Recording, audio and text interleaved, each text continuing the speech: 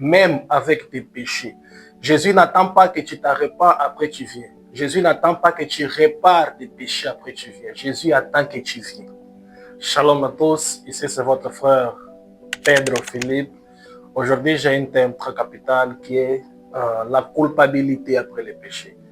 Souvent, il y a beaucoup de gens, après avoir péché, ils fuient l'église, ils fuient la présence de Dieu parce qu'il a péché et il n'a pas cette force de revenir à Dieu parce qu'il y a les conséquences des péchés sur sa vie. Par exemple, quelqu'un peut accepter Christ. Après avoir accepté Christ, le diable le trompe. Si c'est une femme, il tombe enceinte. Et après, il y a un enfant. Et cette même personne a cette condamnation dans son cœur parce qu'il voit la conséquence du péché qui est l'enfant qu'il a. Aujourd'hui, je viens avec ce message pour encourager quelqu'un qui est dans cet état. Jésus a dit à Matthieu chapitre 11, verset 28, « Venez à moi, vous tous que vous êtes fatigués, même avec tes péchés. » Jésus n'attend pas que tu t'arrêtes après tu viens. Jésus n'attend pas que tu répares tes péchés après tu viens. Jésus attend que tu viennes. La première chose que tu dois faire est que tu dois revenir à Christ. Et il y a une chanson que souvent nous chantons que tel que je suis, je viens à toi. Tu dois venir à Christ tel que tu es.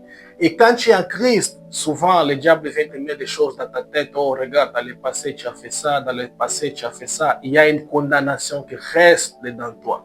Et l'apôtre Paul vient à Romains chapitre 8, verset 1, l'apôtre Paul nous dit qu'il n'y a plus aucune condamnation à tous ceux qui sont en Christ.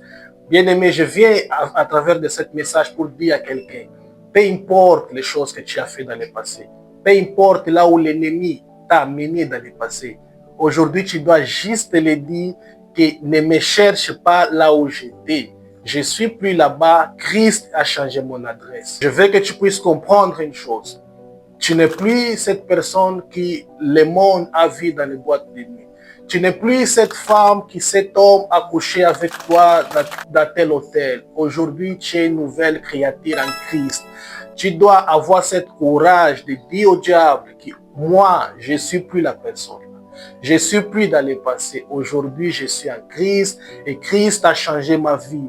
Et si le diable veut souvent te fait passer, regarde tes erreurs, regarde, c'est parce que le diable tout souvent parle dans nos pensées. Dieu parle au cœur du peuple de Dieu, le diable parle dans les pensées du peuple de Dieu. Le diable peut venir avec une pensée devant toi et te dire, regarde, toi tu n'es pas saint, regarde, toi tu fais des choses comme ça, tu ne mérites pas servir Dieu parce qu'il y a les erreurs, il y a les choses comme ça, bien aimé. Dieu nous regarde par la sainteté de Christ. Dieu nous regarde par la justice de Christ. Et quand nous regarde, nous sommes justifiés car nous avons accepté Christ. Reçois Christ dans ton cœur et ne laisse pas aucune chose toucher ton cœur. Ne laisse pas place à l'ennemi dans tes pensées. Ne laisse pas que le diable vienne encore une fois dans tes pensées te dire, regarde, moi je fais comme ça, regarde, partons là-bas. Non, il faut juste te dire que je suis plus là où j'étais hier. Je suis plus là où j'étais d'ici 5 minutes derrière. Je suis plus là où tu m'as vu dans le passé. Aujourd'hui, je suis en Christ. En Christ, je cours vers la victoire. Et Christ est avec moi. Comme l'apôtre Paul pouvait dire, ce n'est plus moi qui vis. C'est Christ qui vit en moi. Tu dois avoir ce courage de dire à l'ennemi, si dans le passé tu as vu Philippe en train de marcher, si dans le passé tu as vu Dorcas en train de marcher, aujourd'hui ce n'est plus Dorcas, ce n'est plus Philippe, c'est Christ dans nos vies en train de faire ses œuvres. Et quand tu me vois en train de servir, ne dis pas qu'on regarde cette frère en train de servir. Regarde cette sœur qu'on a vue là-bas en train de servir. Non. C'est Christ qui est en moi, qui est en train de faire ses œuvres. C'est Christ qui est en moi. Ce n'est pas que quand tu seras prêt. Dieu n'attend pas quand tu seras prêt. Dieu veut juste que tu viennes. Lui-même va faire son travail. Christ lui-même touchera ton cœur. Juste laisse-lui travailler dans ton cœur. Et la Bible dit, il est à la porte, il frappe. Ton rôle, c'est juste d'ouvrir ton cœur et laisser Christ entrer, laisser Christ travailler dans ton cœur. Ce n'est pas toi qui vas sortir dans l'impudicité, mais Christ va te faire sortir de là-bas. Ce n'est pas toi qui vas sortir des boissons, c'est Christ va te faire sortir de là-bas. L'unique chose que tu dois faire est d'accepter et d'ouvrir ton cœur et laisser Christ entrer. La Bible dit que nous devons accepter Jésus comme Sauveur et Seigneur. Il y a une erreur aussi que nous faisons, nous acceptons Jésus comme Seigneur. Juste ça.